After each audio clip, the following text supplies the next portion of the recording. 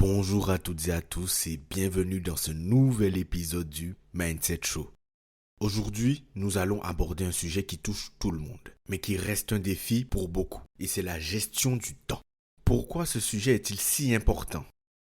Parce que peu importe à quel point vous êtes motivé ou déterminé, si vous ne savez pas gérer votre temps efficacement, vous risquez de ne pas atteindre vos objectifs. Dans cet épisode, je vais vous donner des techniques pratiques pour devenir le maître de votre temps. Prenons un moment pour réfléchir à la nature du temps. Le temps est la ressource la plus précieuse que nous avons. Contrairement à l'argent ou à d'autres ressources matérielles, le temps est limité et irréversible. Une fois que c'est parti pour de bon. C'est donc pour cette raison qu'il est crucial de l'utiliser judicieusement. Pour gérer votre temps efficacement, la première étape est de comprendre où il va. Trop souvent, nous passons nos journées à réagir à des distractions. Notifications sur nos téléphones, emails, réunions inutiles, au lieu de nous concentrer sur ce qui compte vraiment. Alors je veux que vous fassiez un petit exercice. Pendant une semaine, suivez chaque activité que vous faites et combien de temps vous y consacrez. Notez tout. Vous serez surpris de voir combien de temps est gaspillé sur des tâches qui n'ajoutent pas de réelle valeur à vos objectifs. Une fois que vous comprenez où va votre temps, il est temps de le réorganiser pour maximiser votre productivité. Voici quelques principes essentiels de la gestion du temps. Vous avez probablement déjà entendu parler du premier principe. Il stipule que 80% de vos résultats proviennent de 20% de vos efforts. Cela signifie que toutes les tâches que vous faites ne sont pas égales en termes de valeur ajoutée. Identifiez les 20% de tâches qui apportent le plus de résultats. Concentrez-vous sur elles. Pour cela, posez-vous la question. Quelles sont les 3 tâches les plus importantes que je dois accomplir aujourd'hui pour avancer vers mes objectifs? Puis, commencez par celle-ci chaque jour. Le deuxième principe se nomme la méthode Pomodoro. Cette technique est simple mais très efficace. Travaillez intensément pendant 25 minutes, puis prenez une pause de 5 minutes. Après 4 cycles de 25 minutes, prenez une pause plus longue de 15 à 30 minutes. Cela vous permet de rester concentré et d'éviter la fatigue mentale. La clé ici est la discipline. Pendant ces 25 minutes, pas de distraction, pas de téléphone, pas de réseaux sociaux, juste du travail concentré. Le moment où vous êtes le plus efficace, c'est lorsque vous êtes dans cette phase de concentration intense. Vous êtes dans le flow et vous abattez vos tâches avec rigueur et concentration. Le problème est que nous sommes souvent distraits par des notifications, des messages ou autres, et nous ne parvenons jamais à rester suffisamment longtemps dans ce flot de concentration.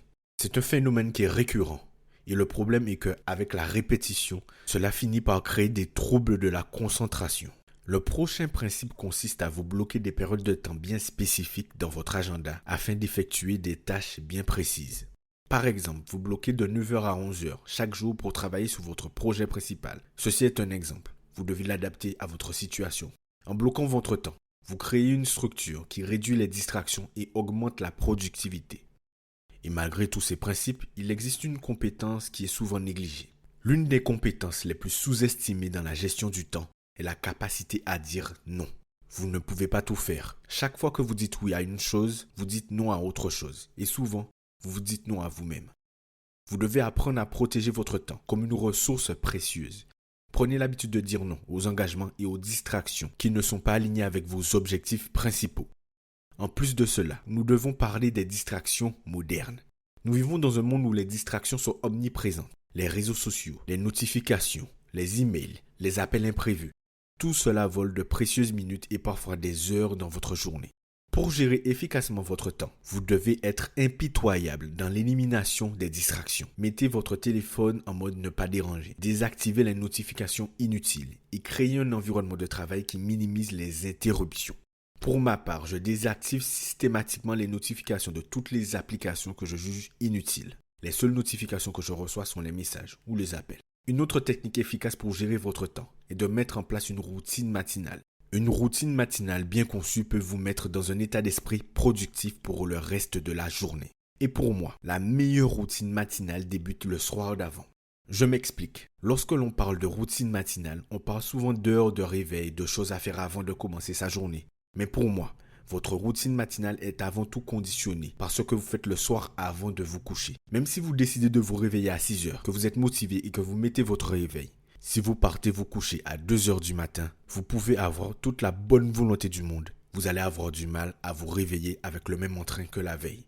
Vous risquez même de repousser votre réveil, de vous mettre en retard et de vous retrouver à devoir faire le strict nécessaire pour partir dans la précipitation.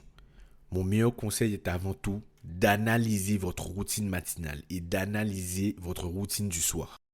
Alors oui, nous n'avons pas tous exactement la même tolérance à la fatigue et la même facilité à nous réveiller le matin.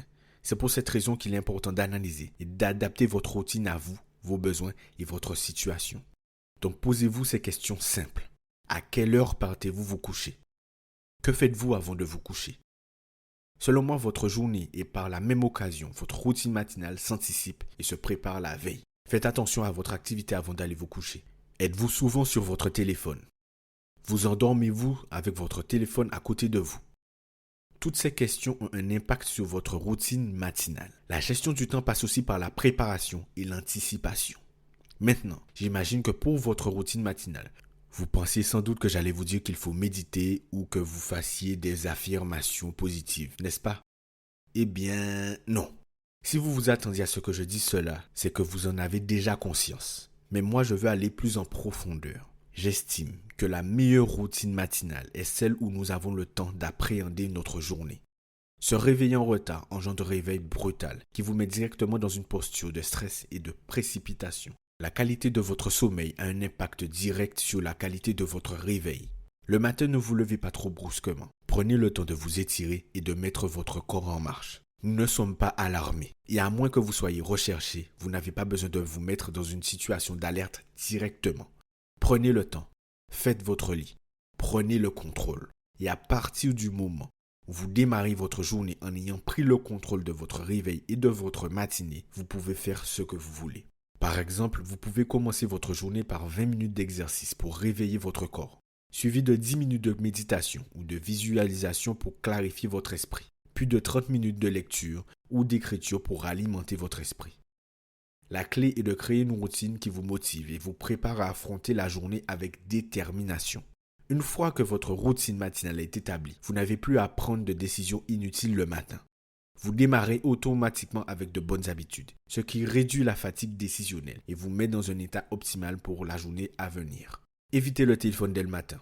Ne vous inquiétez pas, les infos dont vous avez besoin viendront à vous. Un autre aspect souvent négligé de la gestion du temps est l'importance des pauses et du repos. Travailler sans arrêt peut sembler productif, mais cela conduit rapidement à l'épuisement et à une baisse de la qualité du travail. Il est crucial d'intégrer des pauses régulières dans votre emploi du temps pour permettre à votre esprit de se reposer et de se ressourcer. La gestion du temps est une compétence qui peut être apprise et perfectionnée. Il n'est pas uniquement question d'efficacité, mais surtout de la qualité de vie. Une compétence qui ne nous est pas enseignée mais qui est cruciale et primordiale.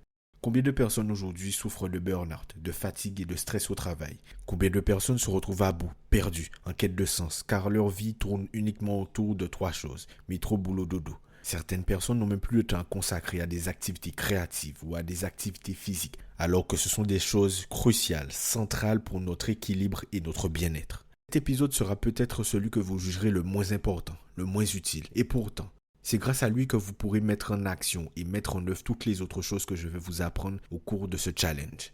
La gestion du temps est primordiale. Elle est centrale. Elle vous permet de reprendre le contrôle sur votre vie, car votre temps est la ressource la plus précieuse. Reprendre le contrôle de votre temps, c'est reprendre le contrôle de votre vie. Redevenir maître de votre vie et être en mesure de décider où est-ce que vous allez le mettre. Nous avons tellement de distractions, de choses dans le quotidien qui nous font perdre de vue l'essentiel. Reprendre le contrôle de son temps permet de l'allouer à des activités autres, des choses qui nous permettent de grandir, d'évoluer, d'apprendre et d'être plus créatifs. L'être humain a besoin d'un équilibre, c'est prouvé. L'être humain a besoin de diverses activités pour s'épanouir. Alors ne gâchez pas votre temps. Essayez autant que possible de l'allouer à des activités qui vont permettre de travailler votre physique, travailler votre esprit et à travailler votre créativité. La vie est une expérience unique qui vaut la peine d'être pleinement vécue. C'est une phrase que je vous répète sans cesse. Mais n'oubliez pas que le corps dans lequel nous sommes, le cerveau et l'esprit que nous avons, va nous suivre jusqu'au bout. Donc il est important d'en prendre soin. Il est important d'allouer une partie de notre temps à son entretien. Apprendre des choses, créer des choses, s'entraîner, travailler notre physique, marcher, découvrir, s'étendre, apprendre. Et ne passez pas à côté de votre vie. sous prétexte que vous n'avez pas de temps à accorder à vos rêves et à vos objectifs. Mettez en place des actions concrètes pour reprendre le contrôle de votre temps. Lorsque vous maîtrisez votre temps, vous avez plus de liberté, moins de stress et plus de satisfaction dans ce que vous accomplissez. Expérimentez, ajustez, trouvez ce qui fonctionne le mieux pour vous. Car nous sommes tous différents. Avec une gestion efficace du temps, vous serez en mesure de maximiser chaque journée et d'avancer de manière significative vers vos objectifs. Merci de m'avoir écouté aujourd'hui. Dans l'épisode de demain, nous aborderons la confiance en soi, un élément crucial pour la réussite dans tous les aspects de la vie. Comment la développer, la renforcer, la maintenir même face aux échecs. À demain et d'ici là, prenez le contrôle de votre temps et continuez à avancer. C'était Jordan pour vous servir. On se dit à demain pour le prochain épisode. Salut.